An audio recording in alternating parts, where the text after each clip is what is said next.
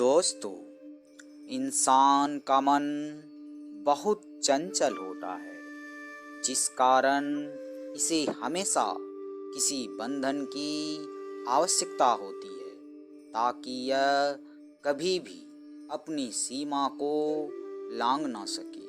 क्योंकि अगर यह एक बार आपकी पकड़ से छूट गया तो आपके जीवन में कलुषित विचारों और व्यभिचारों की बाढ़ आ जाएगी। यह मन आपको हमेशा भटकाता रहेगा। अगर आप में थोड़ी सी भी दृढ़ता की कमी हुई तो शायद आप अपने मन के गुलाम हो जाएंगे और फिर आपका पूरा जीवन ही व्यर्थ हो जाएगा। दोस्तों, आपको पता होगा कि इस मन को नियंत्रण में रखने के लिए साधु संत कितने जतन करते हैं, लेकिन एक सांसारिक व्यक्ति के पास ज़्यादा समय और रास्ता नहीं होता। परंतु ऐसे लोगों के लिए कबीरदास जी ने एक राह बताया है, जिसके माध्यम से हम अपने मन को अपने बस में कर सकते हैं।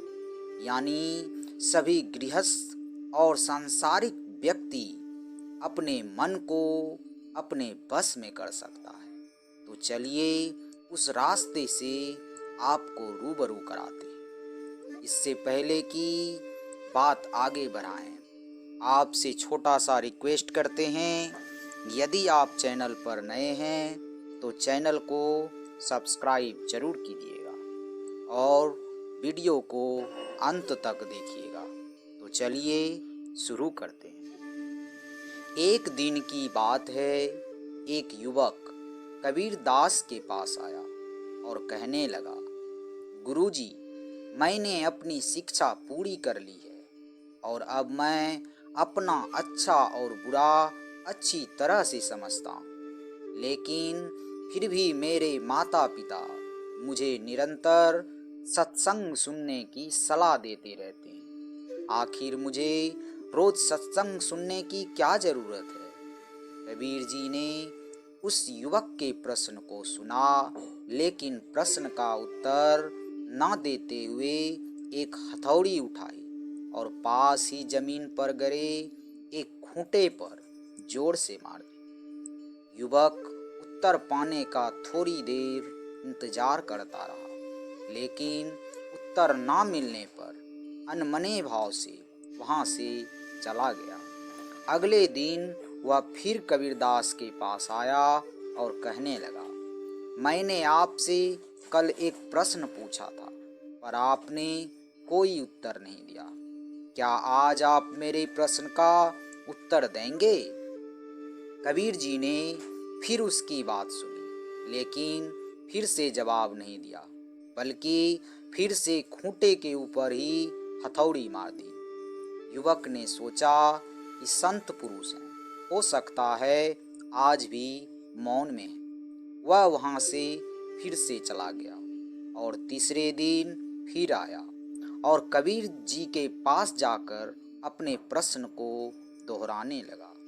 कबीर जी ने फिर से जवाब देने के बजाय खूंटे पर हथौड़ी मार दी। अब की बार ऐसा देखकर युवक परेशान हो गया और बोला, आखिर आप मेरे सवाल का जवाब क्यों नहीं दे रहे हैं? मैं 3 दिन से आपसे एक ही प्रश्न पूछ रहा हूँ। तब कबीर जी ने मुस्कुराते हुए कहा, मैं तो तुम्हें रोज तुम्हारे प्रश्न का जवाब दे रहा हूँ। देख नहीं रहे कि मैं क्यों रोज इस खूंटे पर हथौड़े मार रहा?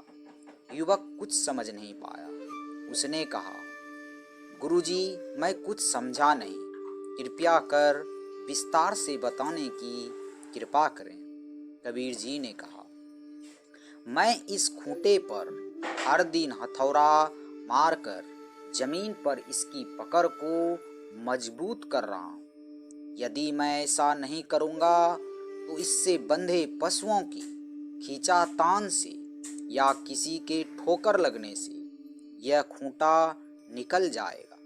यही काम हमारे जीवन में सत्संग हमारे लिए करता है। वह हमारे मन रूपी खूंटे पर निरंतर प्रहार करता रहता है ताकि हमारी सद्भावनाएं दृढ़ होती रहे और हमारा मन विचलित ना हो पाए।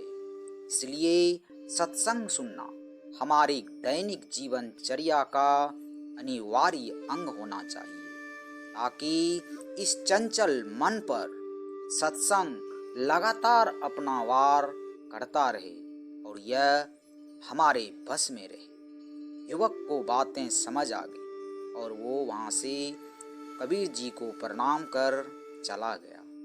दोस्तों, यदि आप भी अपने मन को अपने बस में रखना चाहते तो निरंतर सत्संग सुनते रहें, जिससे आपके मन पर सत्संग निरंतर वार करता रहेगा और आपका मन भी हमेशा ही आपके बस में रहेगा। और जब आपका मन आपके बस में रहेगा तो यकीन मानिए आप जो चाहेंगे वही प्राप्त कर लेंगे।